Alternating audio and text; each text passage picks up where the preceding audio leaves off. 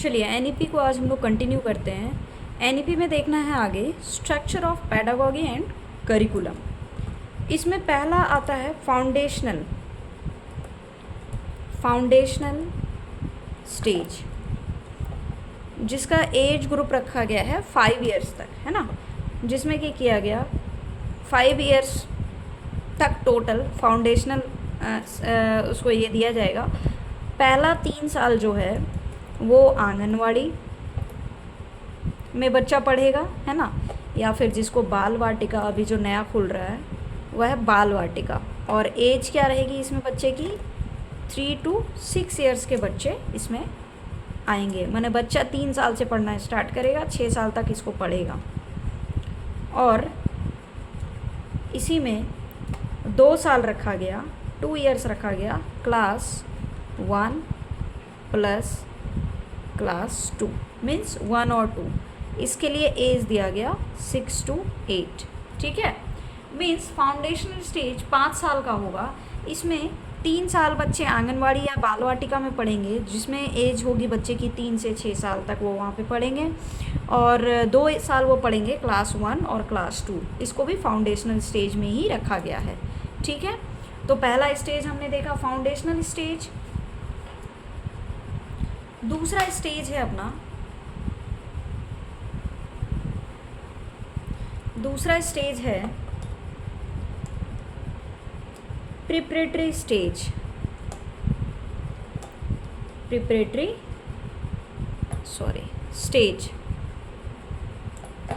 Preparatory stage कितने साल का होगा? ये होगा 3 इयर्स का ड्यूरेशन होगा इसमें बच्चे जो होंगे वो क्लास 3 to 5 मीन्स 3, 4 and 5। ठीक है, और एज क्या होगी बच्चों की इसमें 8 से 11 साल। 8 से 11 साल के बच्चे होंगे वो इस स्टेज के अंदर में आएंगे। तीसरा लाया मिडिल स्टेज, वो भी 3 इयर्स का होगा, जिसमें बच्चे होंगे क्लास 6 to 8 क्लास के बच्चे आएंगे मिडिल स्टेज में। और उनकी एज क्या होगी? एज होगी उनकी 11 to 14 इयर्स, है ना। और चौथा क्या है? हाई स्कूल या सेकेंडरी स्टेज।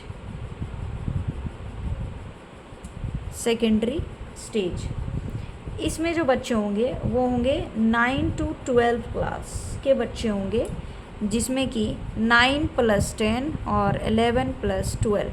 ठीक है, ऐसे ये डिवाइड होगा 2 सेक्शन में, जिसमें एज होगी बच्चे की 14 to 18 इयर्स, है ना। तो हम लोगों ने जो इसका स्ट्रक्चर देखा वो क्या है? 5 + 3 + 3 + 4, है ना।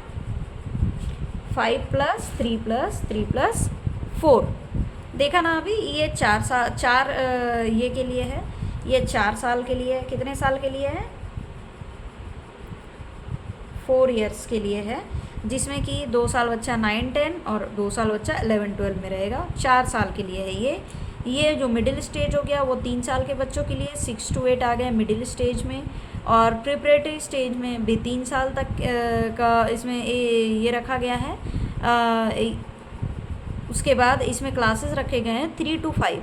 और जो हमारा सबसे पहले हम लोगों ने देखा था, क्या देखा था? Foundational stage. इसमें 5 साल ड्यूरेशन रखा गया था, जिसमें 3 साल बच्चों को आंगनवाड़ी में और 2 साल बच्चों को क्लास 1 और क्लास 2 में रखा जाएगा, है ना। सारे की एज भी हमने ध्यान में रखनी है और सारे के स्टेजेस भी ध्यान में रखने हैं। प्लस बहुत ही ज़्यादा इम्पॉर्टेंट है और ये हर साल आता है, ये हमारे इसमें इससे 2 क्वेश्चन पूछा गया था, है ना।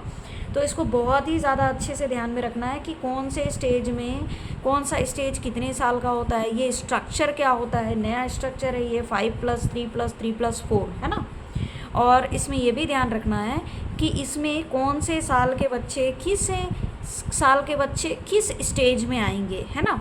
जैसे मान लो आपको पूछ देगा कि 13 ईयर्स है किसी बच्चे का, तो वो कौन सी स्टेज में जाएगा एनईपी के अकॉर्डिंग? तो वो किस में जाएगा? मिडिल स्टेज में जाएगा, है ना। ये क्लियर है यहाँ तक? ठीक, अब नेक्स्ट हम लोग इसमें आते हैं। एक चीज़ है इसमें कि फाउंडेशनल स्टेज में बच्चों को कैसे पढ़ाना है। ठीक, सारे स्टेजेस में बच्चों को पढ़ाना कैसे है ये भी इसमें बताया गया है। फाउंडेशन स्टेज, ये कौन सा स्टेज होगा जिसमें कि हमको क्या करना है, FLN जो हम लोगों ने पढ़ा उसको अटेन करना होगा। मीन्स बेसिक न्यूमेरेसी और लिटरेसी का ज्ञान इसमें आ जाना चाहिए, अटेनिंग FLN। ठीक है, इसमें बच्चा क्या सीखता है, एक्टिविटी बेस्ड होता है, ये एक्टिविटी बेस्ड होगा। प्लेवे मेथड का इस्तेमाल इसमें होगा, बताया गया है कि प्लेवे मेथड आप यूज़ करोगे। ठीक, फोकस ऑन कि बच्चा अच्छे से बिहेव करे, गुड बिहेवियर, कर्टसी सीखे कि किससे कैसे बात करनी है, नहीं बात करनी है, थोड़ा मॉरल वेज, चोरी ना करना, झूठ ना बोलना, ये सब चीज़ें सीखे। ठीक है, हाइजीनिक हो, मीन्स हाइजीन का ख्याल रखे। ठीक है, और फिर टीम वर्क सीखे। इसमें ये चीज़ें बच्चों को सिखानी है एट्सेट्रा। ठीक, इसमें इन सब चीज़ों को बच्चों को सिखाना है। दूसरा हमारा आ जाता है प्रिपरेटरी स्टेज। प्रिपरेटरी स्टेज, इसमें बच्चों को इंटरैक्टिव लर्निंग सिखाना होगा, इंटरैक्टिव पेडागोगी। मीन्स बच्चों को भी उतना ही पार्ट लेना पड़ेगा जितने टीचर्स लेंगे। ये भी मेथड प्ले वे होगा, डिस्कवरी एंड एक्टिविटी बेस्ड होगा। मीन्स बच्चा खोज कर खुद से सीखेगा, है ना। लेकिन फॉर्मल वे में, ये नहीं क्या कहीं भी भेज दे कुछ भी करा रहे हैं, बट फॉर्मल वे में। ठीक है, टीचिंग लर्निंग मटेरियल का यूज़ होगा, TLM का मेथड का यूज़ किया जाएगा। इसमें TLM को यूज़ किया जाएगा। 3 लैंग्वेज फार्मूला यूज़ होगा, 3 लैंग्वेज, जिसमें कि मदर टंग, हिंदी और कोई भी एक मॉडर्न लैंग्वेज का इस्तेमाल किया जाएगा, है ना। आते हैं हम लोग मिडिल स्टेज पे।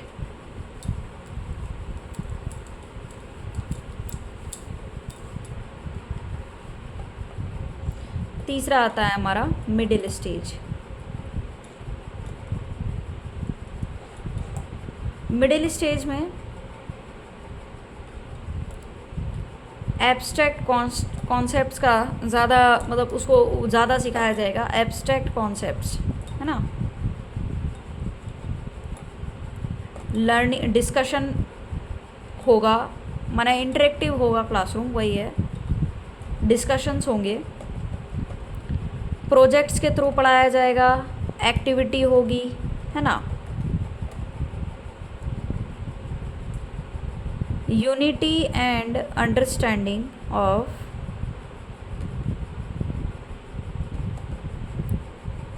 Cultural heritage and diversity. Means बच्चों को दूसरे कल्चर के बारे में भी सिखाना होगा, है ना। उनको अपनाने के लिए सिखाना होगा, उनकी रिस्पेक्ट करना सिखाना होगा। ये नहीं क्या सिर्फ वो अपने कल्चर को माने, है ना। ठीक है, अब फिर चौथा है हमारा हाई स्कूल या सेकेंडरी स्टेज। ठीक है, चौथा हमारा आ गया सेकेंडरी स्टेज। सेकेंडरी स्टेज, ठीक है, ये क्या होगा, मल्टी डिसिप्लिनरी स्टडी होगा, अलग अलग सब्जेक्ट्स पढ़ाए जाएंगे।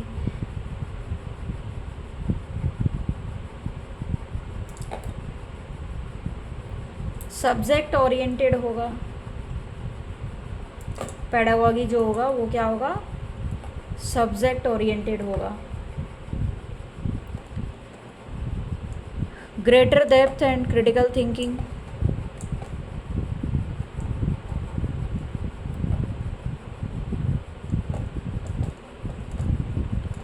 इसमें बच्चों को ये करना है कि तैयार करना है कि वो आगे क्या कर सकते हैं, है ना। अटेंशन टू लाइफ एस्पिरेशंस, कि वो आगे क्या बने चलकर, है ना। ये सब चीज़ें उनको सिखानी होगी। फ्लेक्सिबिलिटी उनको सिखाना होगा, रिजिड ना हो हर जगह, एंड स्टूडेंट चॉइस होना चाहिए, ये नहीं क्या आप अपनी मर्जी चलाते रहे, ठीक। कोई भी स्ट्रीम सिस्टम नहीं होगा, नो स्ट्रीम सिस्टम, जैसे हुआ करता था ना अभी तक कि साइंस स्ट्रीम है, आर्ट स्ट्रीम है, कॉमर्स स्ट्रीम है। अभी क्या हो गया है कि अभी जो है सो कोई भी सब्जेक्ट मीन्स किसी को साइंस का सिर्फ केमिस्ट्री पसंद है लेकिन आर्ट्स में उसको इंग्लिश पसंद है तो वो दोनों पढ़ सकता है। ऐसा ज़रूरी नहीं है कि उसको ज़बरदस्ती में फ़िज़िक्स भी पढ़ना पड़ रहा है, ये चीज़ें इसके कारण ख़राब हो जाती थी, है ना। तो ये सब चीज़ को हटाया गया इसमें से।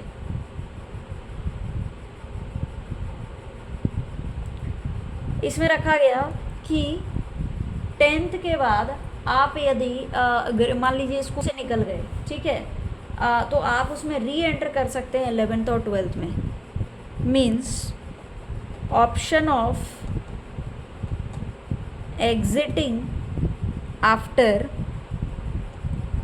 10th and re entering in 11th 12th, है ना। क्लियर है। मान लीजिए आपने 10th ग्रेड में छोड़ दिया तो आप वापस से 11th 12th में आप आ सकते हैं, ठीक।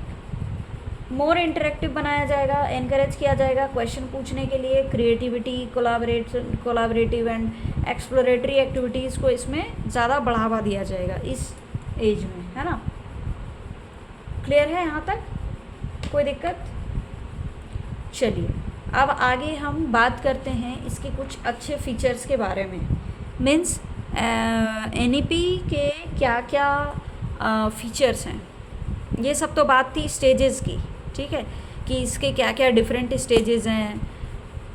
ये भी एक टाइप का फीचर ही है लेकिन और भी सारी चीज़ों के बारे में हम लोग को बात करना है। जैसे कि इसमें आया early child care and education, इसके बारे में हम लोग डिटेल में पढ़ेंगे, है ना। और क्या आया, इसका एक ये रखा गया, उद्देश्य रखा गया कि make children sensitive towards society and environment, society and environment. Age appropriate curriculum, age appropriate curriculum, ये नहीं क्या बच्चा 9th में है तो आप उसको 12th की चीज़ें पढ़ा रहे हो, उसको समझ में ही नहीं आ रहा है। लर्निंग गोल्स, यदि आप कुछ चीज़ बच्चों को सिखा रहे हो तो उसका क्या गोल्स है, क्या उसका इम्पोर्टेंस है उसकी लाइफ में, और उसके मेथड्स भी डिसाइड करना होगा, है ना। अब मान लो कोई चीज़ डिस्कशन से होना है, आप उसको क्या करा रहे हो, प्ले वे मेथड से करा रहे हो या एक्टिविटी मेथड से करा रहे हो, तो बच्चा कभी नहीं समझेगा। ओपन डिस्कशंस होना उसके लिए ज़रूरी है। अब कोई चीज़ एक्टिविटी मेथड से वो समझेगा, करके समझेगा, और आप उसको सिर्फ किताबी कीड़े की तरह 4 लाइन पढ़ के बता रहे हो तो वो नहीं समझ पाएगा, है ना। तो उसमें मेथड्स भी आपको डिसाइड करना होगा पढ़ाने से पहले। फ्लेक्सिबिलिटी इन कोर्स चॉइस,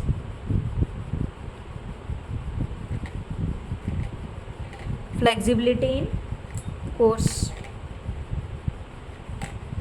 चॉइसेस मीन्स आपको क्या पढ़ना है क्या नहीं पढ़ना है, इसमें आपको पूरे तरीके से छूट दी गई है एनईपी में, है ना। आपको इसमें सीखना है, क्या सीखना है, लर्न हाउ टू लर्न, ये बात हम लोग पहले भी डिस्कस कर चुके हैं। ये किसको बढ़ावा दे रहा है, hidden potentialities and hidden abilities of learner को ये मतलब कह रहा है कि जो भी आपके अंदर का टैलेंट है वो सब आप निकालो, है ना, कुछ भी छिपा कर रखने की ज़रूरत नहीं है। स्किल्स एंड वैल्यूज़ चिल्ड्रन में एनहेंस करेगा ये, ठीक है। मीन्स एनईपी के आने के फ़ायदे ये बेसिकली बताए जा रहे हैं। Learning all round development, all round development होगा बच्चे का, सभी प्रकार से विकास होना चाहिए। Multi disciplinary and enjoyable learning होना चाहिए, मीन्स बच्चा सब कुछ सीख भी रहा है और वो इंजॉय भी करे, ऐसा होना चाहिए। पढ़ाई किस तरीके से होना चाहिए, एनईपी के आने के क्या फ़ायदे हैं कि इंटीग्रेटेड लर्निंग हो रहा है, मीन्स यहाँ पे वो चीज़ें पढ़ भी रहा है, मल्टी डिसिप्लिनरी मीन्स अलग अलग सब्जेक्ट्स भी पढ़ रहा है और उसको इन्जॉय भी कर रहा है, इंजॉयबल लर्निंग, है ना। क्रिटिकल थिंकिंग उसका बढ़ रहा है, प्रॉब्लम सॉल्विंग वो ज़्यादा कर पा रहा है, critical thinking and problem solving, also social, ethical and emotionally भी वो स्ट्रांग हो रहा है, इमोशनल कैपेसिटीज़ इनहेंसेस, है ना। ये सब चीज़ उसका बढ़ रहा है।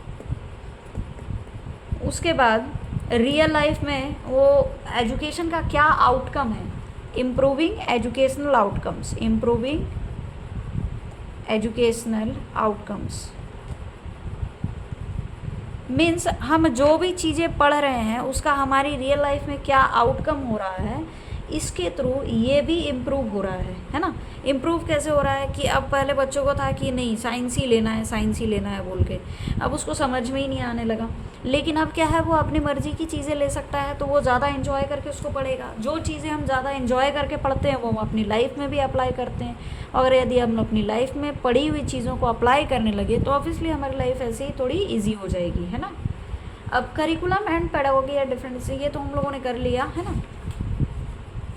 अब आगे इसमें क्या चीज़ और है कि इसके फीचर्स में एक चीज़ था कि 10 डे, ये याद रखिएगा कि बैगलेस पीरियड, ये बहुत ही इम्पॉर्टेंट है।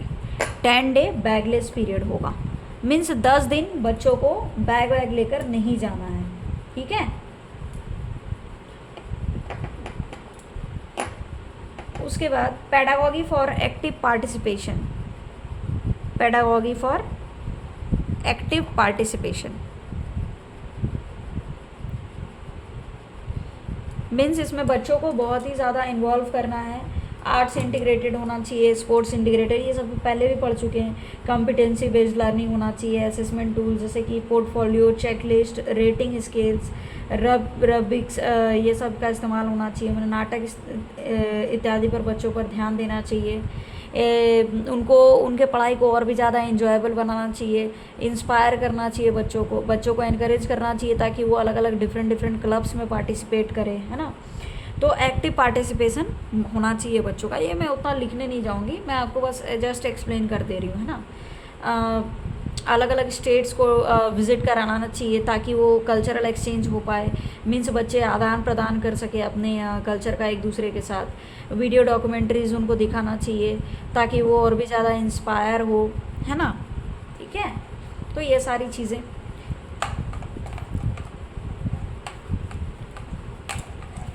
वोकेशनल एंड इंक्लूसिव एजुकेशन ये दे रहा है NEP, vocational and inclusive education, है ना। क्रिएटिंग लर्निंग एनवायरनमेंट, ऐसा एनवायरनमेंट बच्चों को दे रहा है जिससे वो सीख पाए। क्या सीख पाए? लर्निंग एक्सपीरियंस उनका अच्छा होगा, ठीक है। वो पॉसिबिलिटीज़ को अपने आसपास देख पाएंगे, जो भी वो सीख रहे हैं उसमें वो अपना करियर बना सकते हैं या क्या कर सकते हैं, ठीक है। बच्चों को एक अच्छा एक्सपीरियंस देगा, उनको इंगेज करके रखेगा पढ़ाई के साथ में, ठीक। और फिर क्या होगा इसमें, वो अपने पेयर्स के साथ में जो भी कॉन्फ्लिक्ट हो रहे हैं उसको भी अच्छे तरीके से हैंडल कर पाएंगे, एक दूसरे के साथ अच्छे से कम्युनिकेट कर पाएंगे, काम भी अच्छे से, टीम वर्क भी अच्छा सीख पाएंगे, फ्लेक्सिबल लर्निंग होगा। यदि क्रिएटिव लर्निंग एनवायरनमेंट हम लोग देंगे तो फ्लेक्सिबल बच्चे क्या कर सकते हैं, खुले विचारों के साथ अपनी लर्निंग कर सकते हैं, है ना। वो रिजिड नहीं होंगे और वो आगे लाइफ में एडजस्ट करना भी सीखेंगे जगह पे, ठीक। और फिर क्या होगा इसमें कि उनका पास्ट एक्सपीरियंस और नया आइडियाज़ मिल करके जो है सो वो कुछ अच्छा बेहतर कर पाएंगे अपने जीवन में। अलग अलग स्ट्रेटजीज़ बना पाएंगे अकॉर्डिंग टू डिफरेंट सिचुएशंस, अलग अलग सिचुएशंस में, अलग अलग लाइफ सिचुएशंस में भी वो उसके अकॉर्डिंग अपना काम कर पाएंगे। और फिर develop the ability and skills including activities, जैसे फील्ड वर्क हो गया, पेपर रीडिंग हो गया, सेमिनार्स हो गया, ये सबसे वो और भी ज़्यादा अपना स्किल्स को डेवलप कर इन्हेंस कर पाएंगे। डेवलप तो ऑलरेडी हो जाता है, इन्हेंस कर पाएंगे। इंक्वायरी करने का, ऑब्जर्वेशन, हाइपोथेसिस, है ना, एनालिसिस करने का, इवेलुएशन करने का, अल्टरनेटिव सॉल्यूशंस ढूंढने का, क्रिएटिव लर्निंग एनवायरनमेंट यदि हम प्रोवाइड करेंगे उनको तो वो ये सारी चीज़ें सीख पाएंगे। क्लियर है यहाँ तक? यहाँ तक में कोई दिक्कत? चलिए अब आगे हम लोग इसमें चलेंगे। नेक्स्ट टॉपिक हमारा आएगा experiential learning approach, that is learning by doing, है ना। तो लर्निंग बाय डूइंग क्यों ज़रूरी है? लर्निंग बाय डूइंग ज़रूरी है फॉर हॉलिस्टिक डेवलपमेंट, है ना। Holistic development means all round development बच्चों का हो, ताकि इसलिए लर्निंग बाय डूइंग बहुत ही ज़्यादा ज़रूरी है। इसमें क्या होता है? Competency based knowledge, skills, attitudes, ये सारी चीज़ें आती हैं, ठीक है। इंटीग्रेटेड लर्निंग होता है,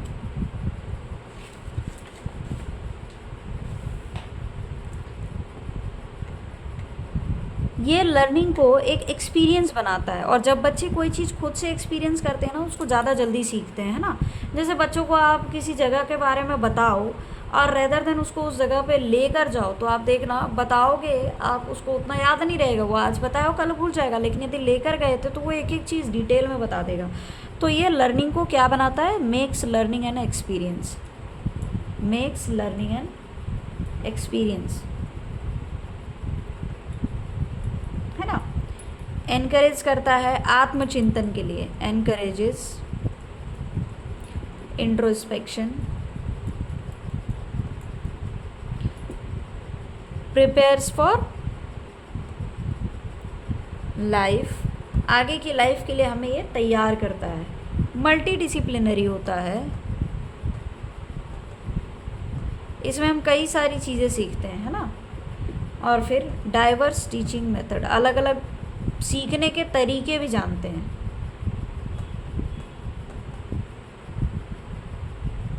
डाइवर्स टीचिंग मेथड्स का इस्तेमाल होता है, मीन्स टीचर्स अलग अलग तरीके से हमें सिखाते हैं, जिससे सीखने में और भी मज़ा आता है ना।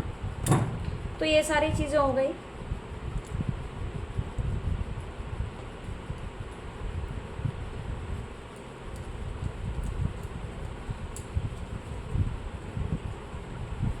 अब इसका प्रोसेस क्या रहेगा?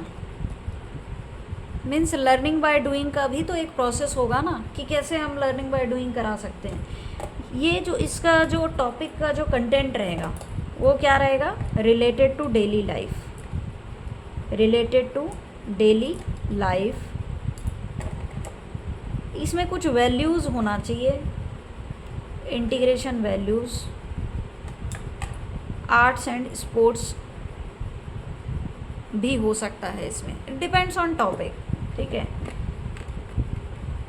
सेल्फ लर्निंग, कि बच्चे खुद से सीखें, उसको समझे, reflection and problem solving skills होनी चाहिए इस बच्चों में, डेवलप करनी होगी, ताकि बच्चे लर्निंग बाय डूइंग कर सके, ठीक, खुद से करके उसको सीख सके। इंटरैक्टिव इंगेजमेंट होगा, इंटरैक्शन होगा, क्वेश्चनिंग होगी, उसमें बच्चों को कुछ भी डाउट आएगा या वो किसी और से भी पूछ सकते हैं किसी भी टॉपिक के रिगार्डिंग, है ना। फील्ड वर्क इसमें कराया जाएगा, ये सारी चीज़ें इसमें आएंगी, ठीक। अब नेक्स्ट हम लोग देखते हैं कि क्लासरूम में इसका इम्प्लीकेशंस कैसे होगा। इम्प्लीकेशंस इन क्लासरूम, ये किसके अकॉर्डिंग है? डेविड कॉल्ब्स मॉडल के अकॉर्डिंग, डेविड कॉल्ब्स मॉडल, ठीक है। ये थोड़ा सा ध्यान रखिए, कभी कभी पूछा जा सकता है। इसमें क्या होगा? कंक्रीट एक्सपीरियंस दिया जाएगा बच्चों को, रिफ्लेक्टिव ऑब्जर्वेशन होना चाहिए,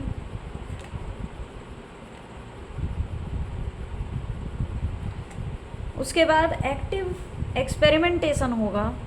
मीन्स पहले बच्चों को कोई कंक्रीट एक्सपीरियंस दिया जाएगा, कराया जाएगा, फिर बच्चा उसके बारे में सोचेगा, ऑब्ज़र्व करेगा, फिर उसमें एक्टिव एक्सपेरिमेंटेशन होगा। मीन्स वह उसमें एक्सपेरिमेंट करेगा, पार्टिसिपेट करेगा, है ना। एंड देन एब्स्ट्रैक्ट कंसेप्चुअलाइजेशन होगा। एब्स्ट्रैक्ट कंसेप्चुअलाइजेशन, ठीक है। मीन्स तब आखिर में बच्चा जो है सो ये स्टार्ट हुआ कंक्रीट से, अमूर्त से स्टार्ट हुआ, तब मूर्त से स्टार्ट हुआ और तब अमूर्त की ओर गया। मीन्स बच्चा को पहले वो दिखाकर चीज़ समझाया जाएगा और फिर बाद में वो उसको इमेजिन करके कॉन्सेप्ट के रूप में अपने ऊपर ग्रहण कर लेगा, ठीक है। तो ये क्लासरूम में इम्प्लीकेशंस के इसके जो मॉडल दिए गए हैं वो डेविड कॉल्ब्स का मॉडल यूज़ करा जा सकता है। ये मॉडल पे ये आधारित होगा, एक्सपीरियंस लर्निंग बाय डूइंग, है ना। अब इसका असेसमेंट कैसा होगा? इम्प्लीकेशंस इन क्लासरूम तो देख लिया। अब जो बच्चा सीखा उसको आकलन भी तो करना है ना, देखना भी तो है कि बच्चा कितना सीखा, तो है असेसमेंट। इसमें जो असेसमेंट होगा, असेसमेंट ऑफ भी होगा, एज भी होगा और फॉर भी होगा। Means assessment as learning, assessment of learning and assessment for learning, ठीक है।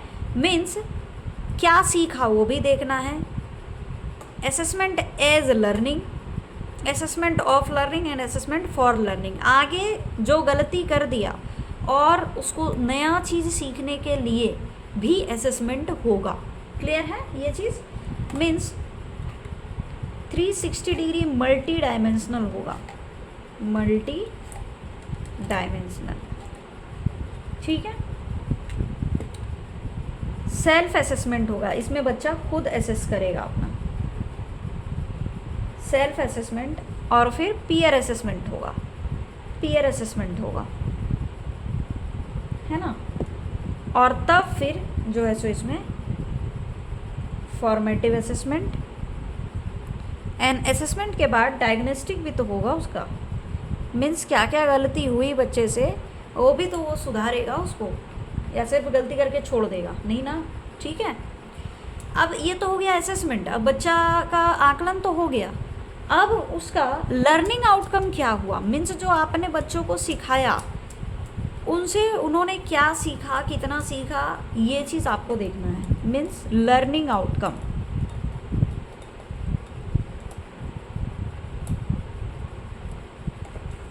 लर्निंग आउटकम क्या होगा? एक तो होगा कॉम्पिटेंसी बेस्ड, एक होगा प्रोसेस बेस्ड और एक होगा आउटकम बेस्ड। मीन्स 3 टाइप से इसमें लर्निंग आउटकम होगा।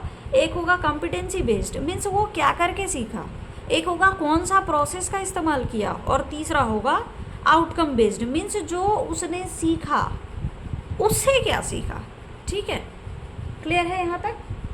अब इसमें जो आकलन होगा वो हमने एक बात पिछले में कही थी, पिछले क्लास में एक कही थी, परख के बारे में एक चर्चा किया था, है ना। परख कि परख मॉडल पे आधारित होगा हमारा असेसमेंट, ठीक है। इसका फुल फॉर्म क्या है? ये बहुत ही इम्पॉर्टेंट है, एकदम स्टार मार्क कर लीजिए, एकदम बहुत ज़्यादा इम्पॉर्टेंट है, ठीक है। पूछा ही पूछा जाता है, हॉट क्वेश्चन है एकदम।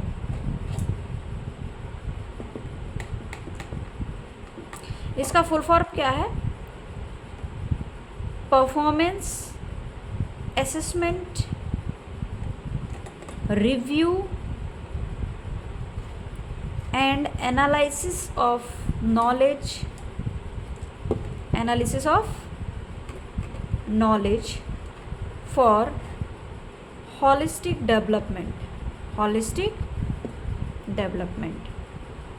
जैसा कि इसके नाम से ही बहुत क्लियर है कि परख के अकॉर्डिंग इवैल्यूएशन होगा, परख के अकॉर्डिंग असेसमेंट होगा, ठीक है। जिसमें कि हम लोग क्या देखेंगे? परफॉर्मेंस असेसमेंट करेंगे, उसका रिव्यू और एनालिसिस करेंगे, होलिस्टिक डेवलपमेंट हुआ या नहीं इस चीज़ का, ठीक। क्लियर है?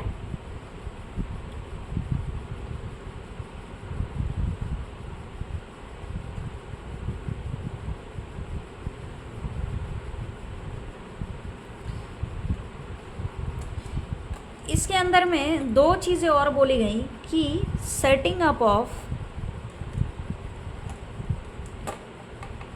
नेशनल रिसर्च फाउंडेशन, एनआरएफ का फॉर्मेशन होगा, ठीक है। और बोला गया कि national educational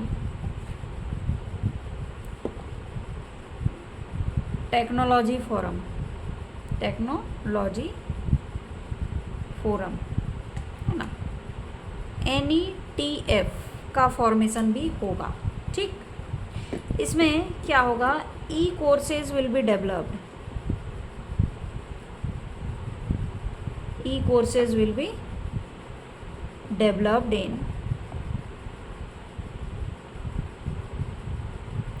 regional languages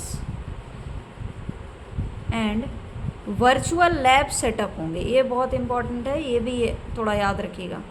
virtual labs will be developed, ठीक है। क्लियर है यहाँ तक? तो चलिए NEP में ये टॉपिक भी हमारा हो गया ख़त्म, है ना। देखिए नेक्स्ट टॉपिक हमारा है, हम लोगों ने एक जगह बात किया था ECCE, early childhood care and education, है ना। ये एक जगह हम लोगों ने चर्चा किया था, जो बोले थे कि इसका थोड़ा विस्तार में करेंगे। ये है 0 से 6 साल के बच्चों के लिए, NEP के अकॉर्डिंग ये 0 से 6 साल के बच्चों के लिए केयर एंड एजुकेशन मीन्स उसकी देखभाल भी होगी और उसको एजुकेशन भी दिया जाएगा, है ना। अब देखभाल इन द सेंस आगे बढ़ते हैं, ये बोलते हैं कि 85% तक डेवलपमेंट हो जाता है, FLN के अकॉर्डिंग हम लोगों ने देखा था, है ना। FLN के अकॉर्डिंग देखा था, ब्रेन डेवलपमेंट हो जाता है, 85% बच्चे डेवलप हो जाते हैं पूरी तरीके से। इसका ये है कि लेस टेक्स्ट बुक होना चाहिए विथ प्ले वे मेथड, बच्चों पे ज़्यादा बोझ ना पड़े, है ना। प्ले वे मेथड का इस्तेमाल होगा, बेसिक चीज़ें सिखाई जाएंगी बच्चों को, एक्टिविटी और इंक्वायरी बेस्ड होगा, एक्टिविटी एंड इंक्वायरी बेस्ड, ठीक है, लर्निंग होगा यहाँ पे। अब देखिए इसके ऑब्जेक्टिव क्या क्या है, मैं जस्ट यूँ ही बता देती हूँ। बेसिकली ऑलराउंड डेवलपमेंट ही ऑब्जेक्टिव है इसका, बट इसमें एक चीज़ है कि इंडिविजुअल डिफरेंस के नॉलेज को ध्यान में रखते हुए उसी के अकॉर्डिंग जो है सो बच्चों के साथ उसी वे में काम करना है, मीन्स उसी वे में पढ़ाना है, उनके इंडिविजुअल डिफरेंस को ध्यान में रखते हुए सारी चीज़ें करनी हैं, ठीक है। उनमें इंटेलेक्चुअल क्यूरियोसिटी को बढ़ावा देना है, मतलब जो ये केयर की बात हो रही थी उसमें क्या क्या केयर करना है, बेसिकली जो केयर करना है ये मैं लिख देती हूँ एक बारी यहाँ से। केयर का क्या मीनिंग है, केयर से है ताकि every child value of every child, value every child means सभी बच्चे को वैल्यू करो, ठीक है, समान मानो, ताकि वो सेफ फील करे और अपने आप को सिक्योर महसूस करे और पॉजिटिव डेवलपमेंट हो पाए उसका, ठीक है। दूसरी चीज़ है गुड न्यूट्रिशन के बारे में बताओ उसको, अच्छे न्यूट्रिशन के बारे में बताओ, अच्छे चीज़ों के बारे में बताओ, अच्छी रूटीन के बारे में बताओ, हेल्थ हाइजीन के बारे में बताओ, हेल्थ हैबिट्स के बारे में बताओ, हेल्थ हैबिट्स के बारे में बताओ, हाइजीन के बारे में बताओ, खुद की मदद करने के बारे में भी बताओ, सेल्फ हेल्प के बारे में भी बच्चों को सिखा, है ना, ये सारी चीज़ें। क्यूरियोसिटी बढ़ाओ उसमें,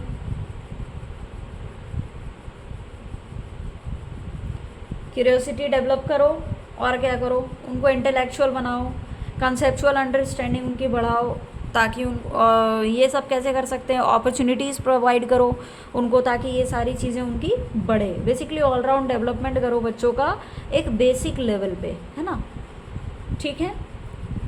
अब इसमें एक चीज़ और आता है, प्लेवे मेथड का जो जिक्र किया गया है इसमें, वो 4 types of fine and vendor work के अकॉर्डिंग 4 टाइप्स के प्लेवे मेथड है। एक हो गया फंक्शनल, एक हो गया कंस्ट्रक्टिव, एक हो गया ड्रामेटिक या रोल प्ले,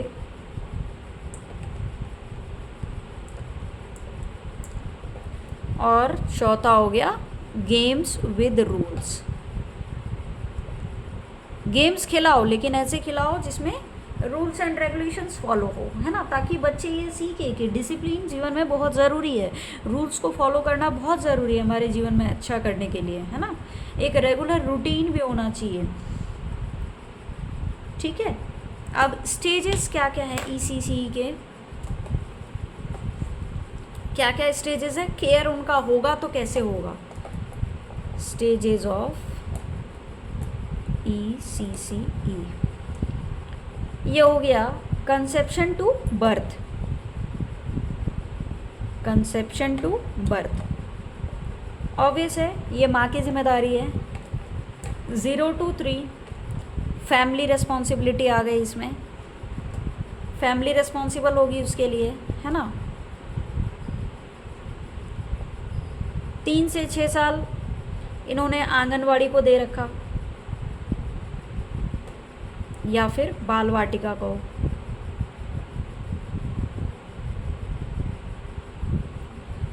और 6 से 8 स्कूल मैनेजमेंट के हाथ में है ये, ठीक है। क्लियर है ये चीज़ें। चलिए इतना तो ख़त्म हो गया, मोटा मोटी मुझे लग रहा है कि इसमें चीज़ें ख़त्म हो गई है जितना हमें जानना चाहिए था, आई गेस, है ना। तो NEP आपका कंप्लीट हो गया है, क्लियर है।